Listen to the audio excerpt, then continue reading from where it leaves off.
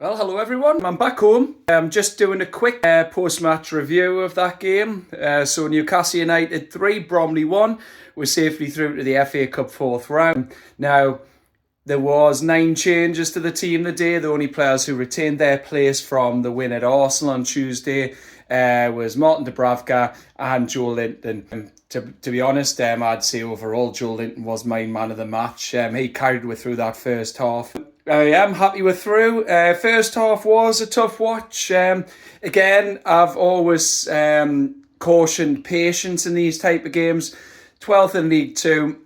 They're a tall team, they're a combative team. They're always going to make it slightly difficult for it. It's their cup final, sold out away following, sold out home end. Atmosphere wasn't so good. Again, there was a lot of noise in the Strawberry Corner where I am, but again, it's got to be expected. It's a third round game against League 2 opposition, and we've just had 3 tough away games, and I know we won them all, but it is tough to get up for these type of games. Now, credit to the Bromley fans for travelling all that way. They made a lot of noise in the first half. My friends who sit in the Leasers said there wasn't so much noise from the second half, but I thought they played much better. They were much more ambitious compared to AFC Wimbledon, the last lower league team to come here in a cup competition in the Carabao Cup.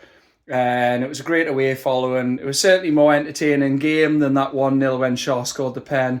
So credit to them. We finally got through. First half was a tough watch.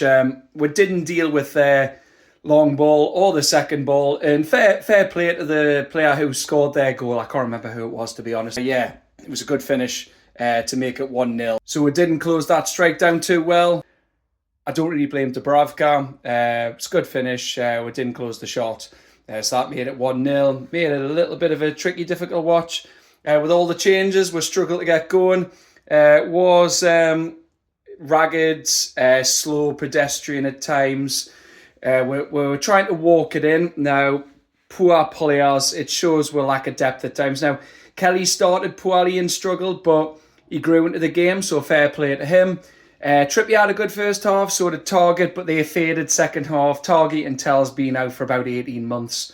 And yeah, Trippier was a little slack second half. It was good to see him back, but you can see he's lost a little bit, which I hate saying, because I love the bloke. He's been brilliant for it. Shaw was steady. Target, like I said, yeah, he won the pen, but that's because we made changes at half time to bring on Anthony Gordon and Bruno Guimaraes. Into the midfield, Miley, he started slow, but Miley was class overall. I think he had a good game. Great to see him back. Joe Linton carried with first half. So yeah, he done well first half, but then he was a half-time substitute for Bruno Guimaraes. Harvey Barnes came off. He was poor. Now Longstaff, worst player of the game. I mean, Miggy, yeah, I'll come on to him. But Longstaff, he didn't win a ground duel, didn't have a shot on target, didn't create a chance and lost possession the most times. With Miley behind him, it's time to move Longstaff on, in my opinion. He done absolutely nothing, and with depth's a bit poor. And then go on to Miggy. Yeah, Miggy, we've done most of the hard part. Well, got up the pitch, got past players, but then his final ball and his passes, he's terrible. Like, he's had his purple patch, should have been sold after we finished fourth. So it's time to move him on as well. But again, Barnes came off. Some say it was an injury, but he'll be fine. So it shouldn't affect moving Miggy on. But yeah, Miggy, he does the hard work, and then his final ball's terrible. And there's one part he tried to back heel, and it was awful. Barnes, just to say, Barnes came off. He was ineffective. He's not a good starter. His numbers look good, but his stat pads when he comes on, and he's not a good backup for Gordon. Now, he might impact games later on, but he's not a starter. Asula, yeah, he puts himself about, but he is about a yard off the pace. So, yeah, you can see why he's not starting. He's not winning. It's against the League 2 team now. Full credit to him, buzzing from, like, when he got his finish. Great to see him off the mark. But, yeah, again, he's always a yard off the pace, and he looks a bit clumsy when he's going into 50-50s. But I hope he's raw. I hope he improves, and I'm buzzing that he's got his goal. And, yeah, obviously bringing Bruno and Gordon on changed the game.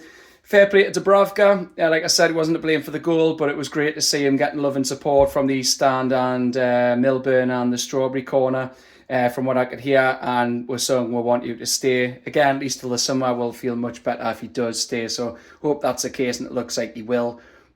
But yeah, we're through.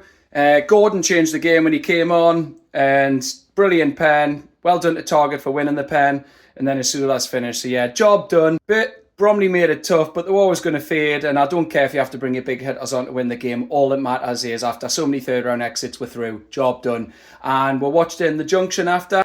Man U got through against them on pens. We've got Birmingham City away in the fourth round, a League One team, so it's a favourable draw. We might get around a 3,000 allocation if I believe I'm right, but we'll see. But yeah, that's my post-match reaction. Man of the match for me, Joe Linton. I'd say if you're based on just one half, it was overall game, I may say Lewis Miley. But yeah, job done. We're through. Hope Bromley had a good trip up here and their fans had a good weekend. And we'll move on to Wolves on Wednesday. And it was good that we got to rest some players now. I know Bruno, Gordon, Tonali came on and that, and Hall, but it was needed just to get some fresh legs and impetus into the game. But anyway, that's it for now from me. Just a quick post-match reaction. Take care and enjoy the rest of your weekend, Mags, and I'll be back on Tuesday with my pre-Wolves preview. Bye-bye.